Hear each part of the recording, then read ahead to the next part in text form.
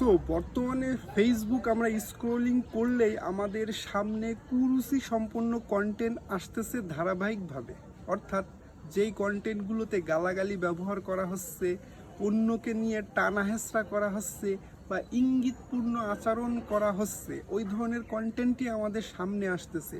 আর মূল কথা হচ্ছে কি, ফেসবুকে এই ধরনের কন্টেন্ট কিন্তু তৈরি করতে নিষেধ করা হয়েছে।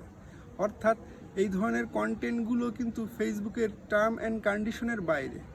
তাহলে কেন এই ধরনের কন্টেন্ট আমাদের সামনে আসতেছে, আর যারা তৈরি করতেছে তাদেরই কেন ফেসবুক ব্যবস্থা নিচ্ছে না, আমার জানা নেই। সো ভিডিওটা প্রথম থেকে শেষ পর্যন্ত দেখুন, আশা করা যায় এখান থেকে অনেক কিছু জানতে পারবেন। সো আমরা যারা সুস্থ মস্তিষ্কের কন্টেন্ট ক্রিয়েটর, যারা ভালো মানের রুচি সম্পন্ন কন্টেন্ট তৈরি করতেছি আমাদের অডিয়েন্সের জন্য অনেক পরিশ্রম করে, তারা যখন এই ধরনের কন্টেন্ট সামনে পায় কি করবে, বা কারাই বা এই ধরনের কন্টেন্ট প্রচুর পরিমাণ ভিউ দিচ্ছে বা দেখতেছে, তারা কারা? সো আমি প্রথমে বলে রাখি, আমরা যারা সুস্থ মস্তিষ্কের অর্থাৎ সুরুচি সম্পন্ন ব্যক্তি বা মান সম্মান রক্ষা করার জন্য আমরা ফেসবুকে এসেছি, সুন্দর সুন্দর কন্টেন্ট তৈরি করার মাধ্যমে নিজের নামটা উজ্জ্বল করার চেষ্টা করতেছি, তাদের কিন্তু তেমন একটা ভিউ নাই। আর যারা মনে করেন যে কুরুচি সম্পন্ন কন্টেন্ট তৈরি করতেছে, প্রতিনিয়ত তাতে ইঙ্গিতপূর্ণ আচরণ দেখানো হচ্ছে, গালাগালি করা হচ্ছে আর অন্যকে নিয়ে টানা হেঁচড়া করা হচ্ছে, তাদের কন্টেন্টগুলো প্রচুর পরিমাণ ভিউ মানুষের সামনে আসলেই তারা সেটা দেখতেছে, লাইক কমেন্ট শেয়ার সব কিছুই করতেছে। এখন আপনি কি করতে পারেন?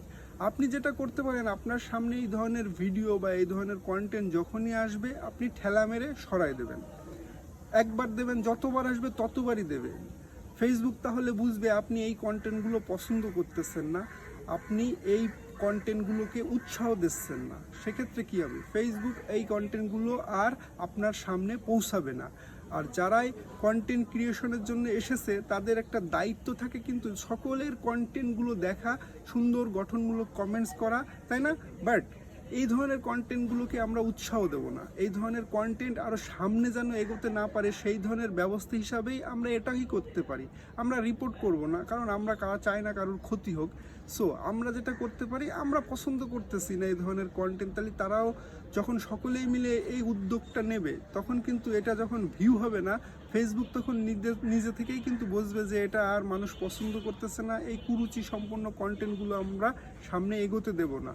সো ফেসবুক কি করবে না করবে সেটা ফেসবুকের ব্যাপার। যারা তৈরি করতেছে এই ধরনের কন্টেন্ট ফেসবুকের টার্ম অ্যান্ড কন্ডিশনের বাইরে, ফেসবুক আসলেই কবে এদের স্টেপ নেবে এই কন্টেন্টগুলোর বিরুদ্ধে সেটা ফেসবুক দেখবে। বাট আপনি আমি এই ধরনের কন্টেন্ট তৈরিও করব না, এই ধরনের কন্টেন্ট দেখবও না, আর এই ধরনের কন্টেন্ট যেন সামনে এগোতে না পারে সেই ব্যবস্থাও আমরা গ্রহণ করব, ঠেলা মেরে সরাই দেবো। আমরা এই ধরনের কন্টেন্ট বেশি দেখব না।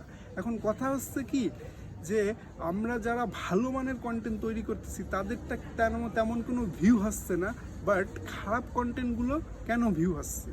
কথা হচ্ছে কি, মানুষের মনের যে অ্যাপিটাইট বা যে ডিজায়ার থাকে সেটা নির্ভর করে মূলত মানুষ যেটা করতে পছন্দ করে সেটা যদি না করতে পারে, আর সেই বিষয়গুলো যদি তাদের সামনে আসে, হ্যাঁ, দেখা গেল সেটা ভিডিও আকারে হোক বা সরাসরি কোনো হোক, সেগুলো দেখতে মানুষ বেশি পছন্দ করে, সেগুলো শুনতে বেশি পছন্দ করে।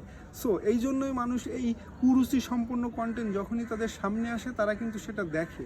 সো আপনি আমি ডিফারেন্ট হতে পারি, কিন্তু গোটা সমাজের মানুষ কিন্তু সকলেই ডিফারেন্ট নয়।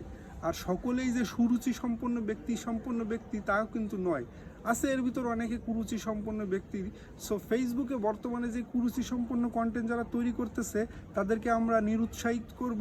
আর আমরা যেহেতু কন্টেন্ট ক্রিয়েশনের জন্য এসেছি, ফেসবুকে একটা ভালো জায়গা দখল করতে এসেছি, সো ভালো মানের কন্টেন্ট তৈরি করে এখানে একটা ভালো জায়গা আমরা দখল করার চেষ্টা করব। সো আজকের ভিডিওটা এই পর্যন্তই। ধন্যবাদ সবাইকে।